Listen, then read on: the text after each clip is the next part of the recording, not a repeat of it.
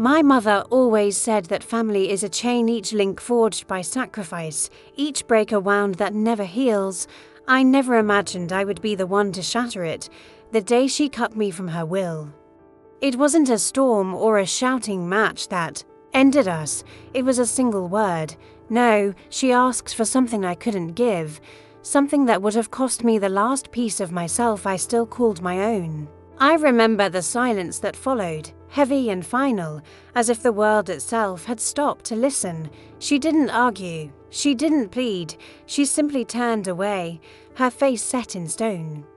And that was the end of what we'd been. I left her house. That afternoon with my heart pounding and my hands shaking, the echo of her decision ringing in my ears.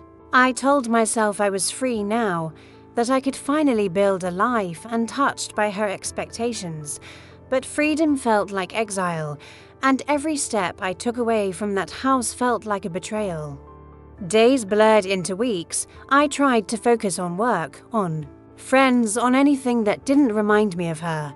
But the world has a way of circling back to unfinished business. The call came on a Tuesday. My uncle's voice was stiff, formal, as he explained that my mother had changed her will. I was no longer her heir. Everything would go to charity or distant relatives. I listened in silence, feeling a strange mix of relief and grief. I had always known she could be ruthless, but I never thought she would erase me so completely. I wondered if she felt lighter now that I was gone from her future as well as her present. Months passed. I heard nothing from her. I tried to convince myself it didn't matter, that I had nothing left to lose. But when the letter arrived official, stamped, and cold, I felt the old chain tighten around my chest. It was from the bank. My mother had defaulted on her mortgage. The house, the one she had fought so hard to keep from me, was now in foreclosure. I stared at the letter for hours, unable to decide if it was justice or tragedy. I went to see the house, more out of habit than hope. The garden was overgrown, the windows dark. I wondered if she was inside, watching, waiting for me to turn away. I didn't knock. I walked the perimeter, memories pressing in from every angle. My childhood was buried here, beneath the cracked stones and tangled weeds. I told myself I didn't care, that I was just curious, but the truth was harder to admit. I missed her. I missed the version of us that still believed forgiveness was possible. The legal process moved quickly. The bank wanted a clean sale, and I was the only bidder. It felt surreal, signing the papers that made me the owner of my mother's house. I wondered if she knew, if she cared, if she would see it as a victory or a defeat. The first time I let myself in with my own key, the air was thick with silence. She was there, sitting in the living room, her eyes fixed on the wall. She didn't look up when I entered. I stood in the doorway, unsure if I was intruder or savior. We didn't speak. The distance between us was measured in years, in words unsaid and wounds unhealed. I wanted to ask her why she had chosen pride over love, why she had cut me out so easily, why she had let the house slip away. But the question stuck in my throat, heavy and useless. Instead, I sat down across from her, the new owner of the house she still called home. The silence grew, dense and unbreakable, but beneath it I felt something shift, a flicker of recognition, a hint of possibility.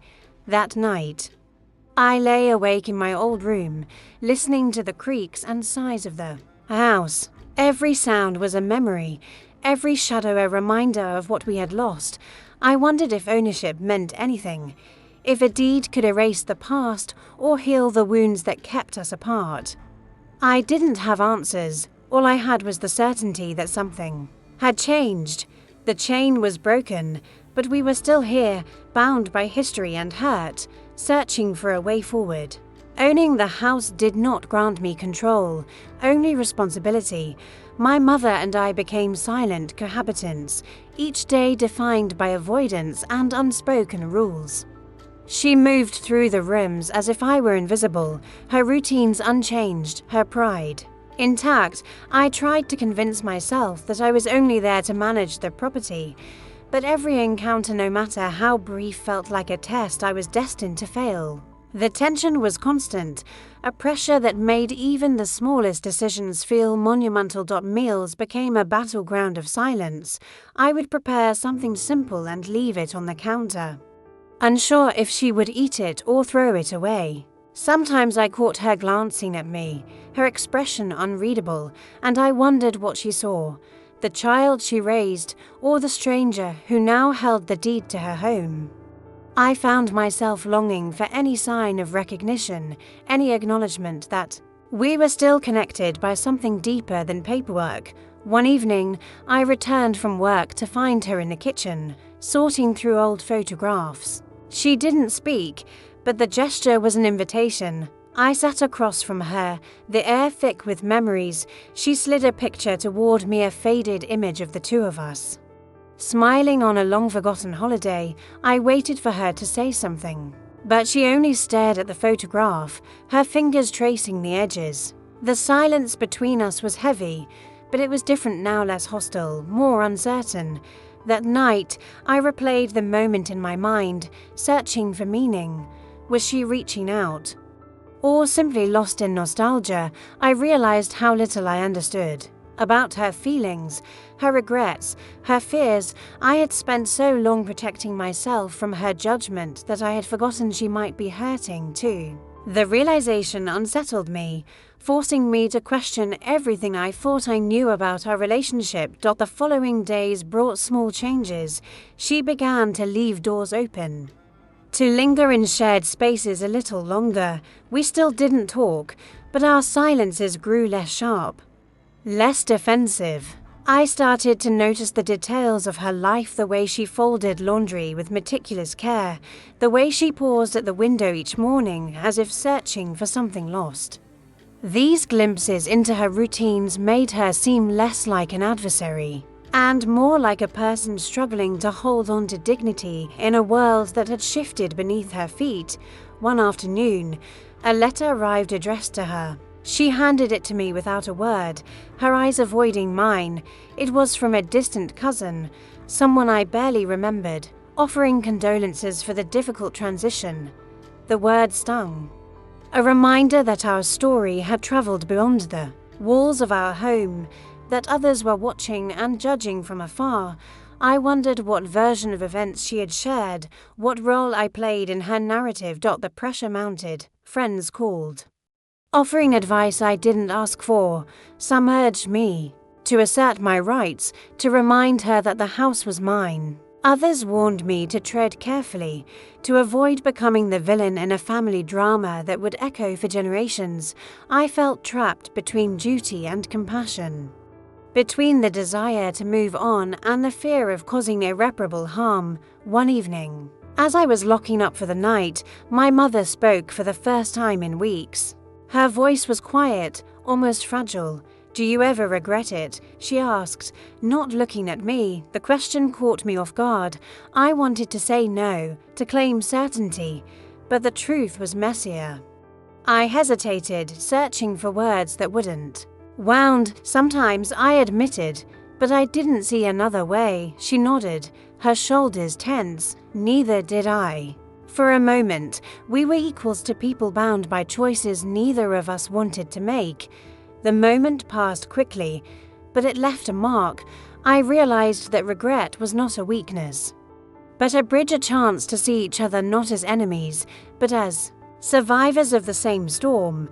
The days that followed were no easier, but something fundamental had shifted. We still moved carefully around each other, still guarded our hearts, but the silence was no longer a weapon. It became a space where understanding might grow. If only we were brave enough to let it. I began to hope that, in time, we might find a way to rebuild, not as mother and child, but as people learning to forgive. The house became a stage for old grievances, every hallway echoing with the tension we tried to hide. My mother and I moved through our days with a careful choreography, avoiding direct conflict but never truly at peace. There were moments when the weight of silence felt unbearable, pressing down on us until even the simplest tasks became fraught with meaning. I began to notice the subtle ways we tested each other. Small provocations disguised as routine. One morning, I found her rearranging the living room furniture. She didn't ask for help or acknowledge my presence, but her movements were deliberate, almost defiant. I watched from the doorway, unsure whether to intervene or retreat in the end. I did neither. I simply observed, realizing that this was her way of asserting control in a world that had shifted beneath her feet. The house was still hers, at least in the ways that mattered to her. I tried to keep my distance, focusing on work and errands. That took me out of the house, but every return felt like stepping into a minefield. The smallest disagreements about groceries, bills, or even the placement of a chair could ignite a spark that threatened to become a blaze. We both knew the real issues ran deeper, but neither of us seemed willing to name them aloud. Instead, we circled each other, each waiting for the other to make the first move toward reconciliation or surrender. One evening, I came home to find her sitting at the kitchen table, a stack of unpaid bills in front of her. She looked tired, the lines on her face deeper than I remembered. For a moment, I saw her not as my adversary, but as someone overwhelmed by circumstances beyond her control. I sat down across from her, unsure of what to say. The silence stretched between us, heavy with all the things we had left unsaid. Finally, she spoke. I never wanted it to be like this. Her voice was quiet, almost a whisper, but the words landed with the force of a confession. I felt a surge of anger and sadness, memories of past arguments rising to the surface. I wanted to tell her that I hadn't wanted this either, that I had only ever wanted her approval, her love. But the words caught in my throat, tangled with years of disappointment. Instead, I reached for one of the bills, scanning the numbers with a practiced eye. "We can sort this out together," I said, my voice steadier than I felt. She nodded, her shoulders relaxing ever so slightly. It wasn't forgiveness, but it was a beginning, a small crack in the wall we had built between us. The days that followed were marked by tentative cooperation. We worked side by side to organize the finances, each task a test of patience and trust. There were setbacks, moments when old habits resurfaced and tempers flared, but there were also breakthroughs, brief flashes of understanding that hinted at the possibility of something better. I began to see glimpses of the mother I remembered from childhood, the one who had taught me to be strong and independent. One afternoon, as we sorted through a box of old documents, she handed me a letter I had written to her years ago. The paper was yellowed, the handwriting shaky, but unmistakably mine. I read it in silence, the words a reminder of a time when hope had seemed possible. She watched me carefully, her expression unreadable. "You were always stubborn," she said, a hint of a smile in her voice. "You got that from me." We laughed, the sound awkward but genuine. For the first time in months, the tension eased, replaced by something softer. I realized that our struggles were not just about property or pride, but about the fear of being left behind, of losing the only family we had left. The house was a symbol, but it was not the source of our pain. That lay deeper, in the wounds we carried and the love we had never learned to express. As the days grew longer, our routines shifted. We began to share meals, to exchange small courtesies that once seemed impossible. There were still moments of friction, reminders that healing would not come easily, but there was also a growing sense of possibility, a belief that we could rebuild what had been broken. I started to imagine a future where forgiveness was not just a hope, but a choice we made every day. The house, once a battleground, became a place of cautious renewal. We were still learning how to live together, how to navigate the complexities of our shared history, but for the first time, I felt that we were moving forward not as enemies, but as two people bound by the fragile, unbreakable ties of family. The fragile peace we had built was tested one evening when an unexpected visit arrived.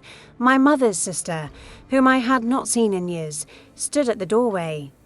Her expression a mixture of concern and judgment. She entered the house as if she still belonged, her eyes scanning the rooms, noting every change. My mother's posture stiffened. I felt the old tension return, thick and suffocating. The visitor wasted no time. "So this is how you live now?" she asked, her tone sharp. "Under your child's roof." The words hung in the air, a challenge neither of us wanted to answer. My mother's face hardened, but she said nothing. I felt anger rising. Not just for myself, but for her as well. The visitor continued, recounting family gossip, questioning our choices, and suggesting that pride had cost us everything. I listened in silence, my hands clenched beneath the table. My mother's silence was not surrender, it was survival. I realized how much she had endured, how much she had sacrificed to keep her dignity intact. After the visitor left, the house felt colder. My mother retreated to her room, the door closing with a finality that stung. I sat alone, replaying the conversation, feeling the old wounds reopen. It was clear that our struggle was not just between us, but also with the expectations of everyone who believed they knew our story. The pressure to conform, to forgive, to pretend that everything was fine, weighed heavily on both of us. The next morning, I found my mother in the kitchen, her hands trembling as she prepared tea. I hesitated, unsure whether to speak or let the silence linger. Finally, I asked, "Do you regret how things turned out?" She looked at me, her eyes tired but clear. "Regret is easy," she said quietly. "Living with your choices is harder." Her words struck me, the truth of them settling deep inside. I realized that we had both made decisions we could not undo, and that forgiveness, if it came, would have to start with ourselves. In the days that followed, the atmosphere in the house shifted. We began to talk, not about the past, but about practical things: repairs, bills, plans for the future. The conversations were awkward at first, but gradually became more natural. We argued too, but the fights were different now, less about blame, more about finding solutions. I saw my mother's vulnerability, her fear of losing everything she had worked for. I understood, for the first time, that her anger was rooted in love, twisted by disappointment and loss. One evening, as we sat together in the living room, she handed me a small box. Inside were keepsakes from my childhood: a drawing, a letter, a faded photograph. "I kept these," she said, her voice unsteady. "Even when I was angry, I couldn't let them go." I felt tears prick my eyes, the weight of years pressing down. I realized how much we had both lost by holding onto pride, how much we still stood to lose if we could not let go. That night, I lay awake, thinking about the future. The house was still mine, but it no longer felt like a prize. It was a responsibility, a chance to rebuild what had been broken. I understood now that ownership meant more than a name on a deed. It meant caring for the people and memories within its walls. I resolved to try, not just for myself, but for my mother as well. The next morning, I found her in the garden, tending to a patch of flowers she had neglected for years. She looked up as I approached, her expression softer than I remembered. "Will you help me?" she asked, offering me a trowel. It was a small gesture, but it felt like a turning point. We worked side by side in the dirt, the silence between us no longer heavy, but full of possibility. For the first time, I felt hope, fragile, uncertain, but real. We were not healed, not yet, but we were moving forward, together, willing to try. The garden became our quiet meeting ground, a place where words were less important than presence. My mother and I worked side by side, tending to the neglected soil, planting new seeds where old roots had withered. There was no sudden revelation, no dramatic apology. Instead, each day brought small gestures: a shared cup of coffee, a question about my work, a story from her youth. These moments, fragile and tentative, began to stitch together the fabric of something resembling trust. Life outside the house continued, indifferent to our slow progress. Friends and distant relatives called, some offering support, others voicing skepticism about our arrangement. I found myself defending my mother, and sometimes she defended me. We were not the family people expected, but we were learning to be the family we needed. The house, once a symbol of conflict, became a space for cautious hope. I realized that ownership was not about possession, but about responsibility to the past, to each other, and to ourselves. One afternoon, as we sat in the kitchen reviewing the last of the bills, my mother surprised me. "You could sell the house," she said, her voice steady. "Start over somewhere new." The suggestion hung between us, heavy with meaning. I understood what she was offering: freedom, a chance to leave behind the years of tension and disappointment. But I also saw the uncertainty in her eyes, the fear of being left alone. I shook my head. "This is my home too," I replied. "We can make it work, if we both try." For the first time, she smiled, a small, genuine smile that softened her features and made her seem younger. As summer turned to autumn, our routine settled into a gentle rhythm. We argued less, laughed more, and found comfort in the ordinary. I learned to appreciate my mother's stubbornness, to see it as a reflection of her resilience. She began to trust my decisions, even if she didn't always agree with them. Our conversations grew deeper, touching on old wounds and new dreams. We spoke of forgiveness, not as a single act, but as a daily choice to move forward. One evening, as we watched the world outside fade into dusk, my mother reached for my hand. "I'm glad you said no," she whispered. It forced me to see things differently. Her words caught me off guard, filling me with a mix of relief and sadness. I realized that our story was not about victory or defeat, but about the courage to face each other honestly. We had both lost and gained so much: pride, security, love, and the chance to begin again. In the months that followed, we continued to rebuild, not just the house, but our relationship. There were setbacks, moments when old habits threatened to return, but we faced them together, stronger for having survived the storm. The house, once a battleground, became a sanctuary, a place where forgiveness grew alongside the flowers we planted, where the past was acknowledged but no longer defined us. Looking back, I understood that the chain my mother once spoke of was never truly broken. It had been reforged, link by link, through pain, honesty, and the willingness to try again. We were not the same people who had started this journey, and that was the greatest gift. In owning the house, I had gained something far more valuable: the chance to know my mother as she truly was, and to let her know me in return. Our story was not perfect, but it was ours, real, hard one, and at last at peace.